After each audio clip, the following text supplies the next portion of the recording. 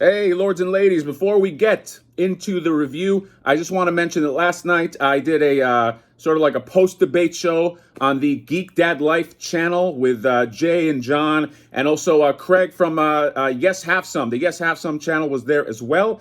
Go ahead and check that out. I'll put a link in the description. I'll also put another link in the description for the actual debate, which was between Retro Blasting and Spectre Creative, and they were talking about the state of toys, and oh boy, those guys, it was like WrestleMania 3. It's like Andre the Giant versus Hulk Hogan. They had some kind of beef, and there was so much drama in the LBC. You just got to watch it. People patronizing other people. It was intense, okay? Then we did the after show. Jay and John and Craig were there, and I had a blast with those guys. Those guys were a lot of fun, and I was there, so you know I like to keep it fun. So yeah, check that out. When you can. I would very much recommend watching the debate and then watching the post-debate so you can see what we're talking about. And that's all. Let's get to the review and play the...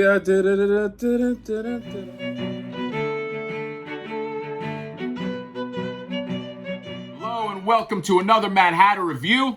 No, I don't wear the same shirt every day. I just recorded a bunch of videos and I'm piecing them out. So don't judge me. Anyway, the Colossal Chrome Dome is what we're reviewing today. This dude is fucking heavy. This is the heaviest figure, and he should be. I think he's the biggest one in the Ninja Turtle cartoon line, or any of the TMNT 6-inch line. I think this is the biggest guy. So you got Chrome Dome here. You got the back. You got my guy, Casey Jones. You got Zach the Fifth Turtle. You got some pictures there of Mr. Chrome Dome. And yeah, and here he is in the back, and he's holding April. He's not that big. Let's not exaggerate here, NECA. But very, very excited to open this guy up. Looking at the window box right here, you can kind of take a look at him, and he is going to be towering. I don't even know where I'm going to put this guy.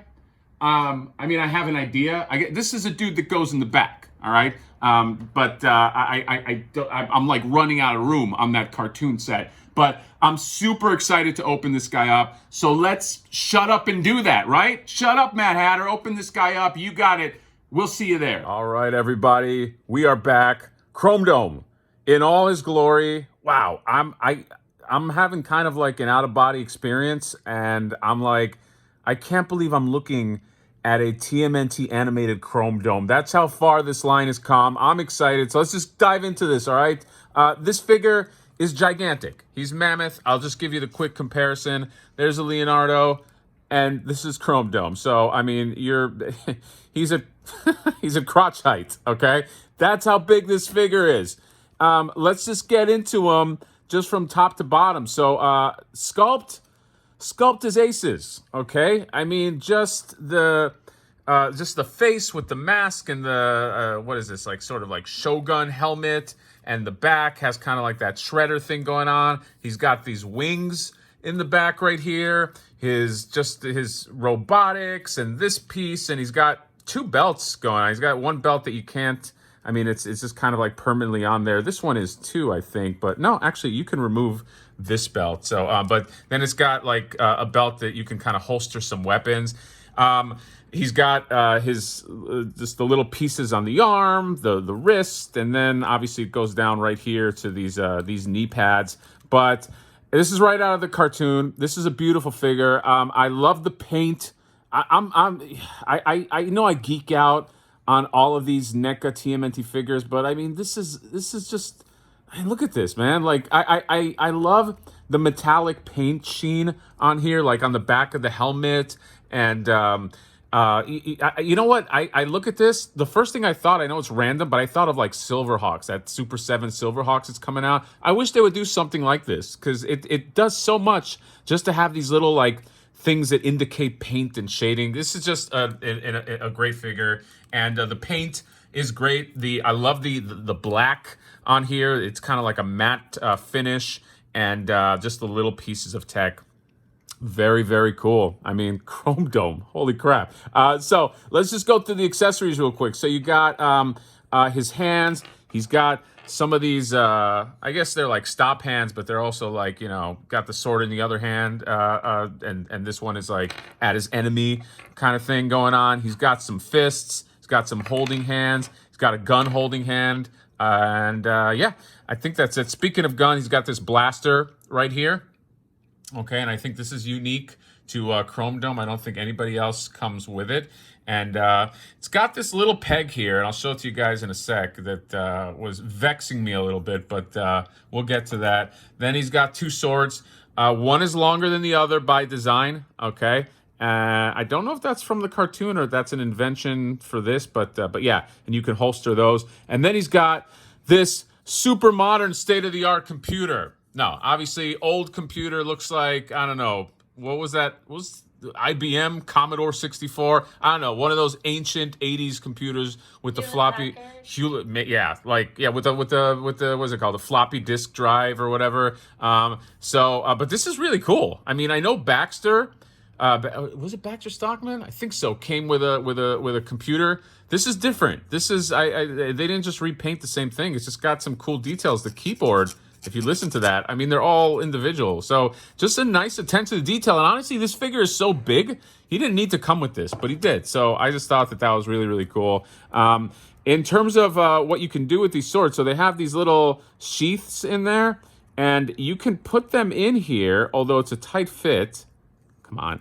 But I want to do that, and then you can put the other one in there, and they just look really cool. I mean, check that out. Now, the gun, you can also, I guess, technically holster it because there's this little peg right here, and there's a hole in the gun, but I don't know why it was done this way because this thing is so flimsy. It reminds me of the Leatherhead belt that I did a review, and it popped off, and I cursed the blue streak.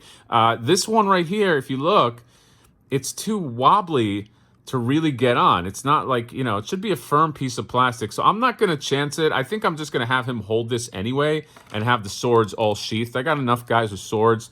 This is a big robot. He deserves a big gun. So I'll just have him, I'll sheath those in a better later. But yeah, they're a tight fit, so be careful with that. Articulation, ball joint on the head, looks down really well, which I guess is more important than looking up, but looking up is not that great a deal. But who's he going to look up to? He's the biggest figure out here. And then he's got ball joints on the shoulders. He's got is there a bicep swivel? There is a bicep swivel. I just think mine is all stuck. And then he's got the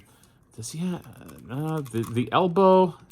Yeah, no, you get the double articulation on the elbow. I'm like staring right at the double pins, and I'm wondering. But yeah, so you got the double articulation on the elbow. You got the swivel on the wrist. You got the hinge on the wrist. You got some rotation on the chest. There is an ab crunch, actually. Look at that. Look at that. Ooh. I like this, man. This is made, he's made right because everybody he's fighting he's going to be looking down at. So he even has the ab crunch, which is really, really cool. He's got these thigh ball joints right here. I was praying that these weren't going to be loose because that is usually death when you have a big figure and his thigh joints are loose. I mean, then he's just a leaning game. But mine are pretty steady, so I'm happy about that. He's got the double joint at the knees. And then I thought he had a boot cut. There's a cut right here, but mine is stuck, and I don't want to chance it. I mean, there is a cut. So, I don't know. It's not moving for me, though. But and then he's got the rock at the ankle, and then he's got a toe articulation, but it's stuck. Okay, this one is moving a little bit, so you don't see that a lot. Anyway, overall, I'm super excited about this figure. This is my first true big guy. I guess Krang is a big guy, but this is a really big guy, and he's going to fit. I don't know where he's going to fit. I need like a new diorama. NECA, maybe you want to get on that. But I'm just super excited. Here's a sense of scale again. I'll take some pictures of this guy. And poor Leonardo that's got to go up against him. I figured out what this guy reminds me of the Silver Samurai from Marvel. Either that or something out of Shinobi. It was killing me. I was like, what is it? What am I thinking of? But yeah, love this Chrome Dome. Love that we're getting a Chrome Dome.